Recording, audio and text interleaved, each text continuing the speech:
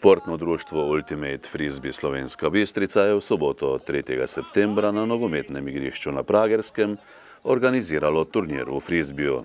Na turnirju, ki so ga poimenovali Chimichange, je nastopilo 12 ekip iz vse Slovenije.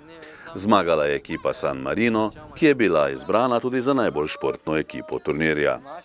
Žiga Urešič, predsednik športnega društva Ultimate Frisbee Slovenska Bistrica, je za Studio Bistrica povedal. Za naše društvo so velikega pomena, to je naš prvi nekak samostojni turnir, ki smo ga ustvarili 5 let nazaj.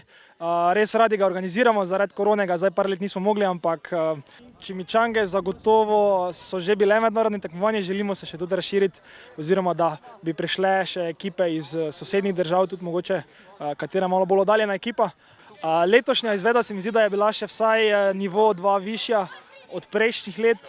Res smo skupaj stopili kot društvo, si kvalitetno in zaupali pri izvedbi določenih nalog, ki jih je imel posameznik, in res mislim, da spravili turnir na višji nivo izpred prejšnjih let.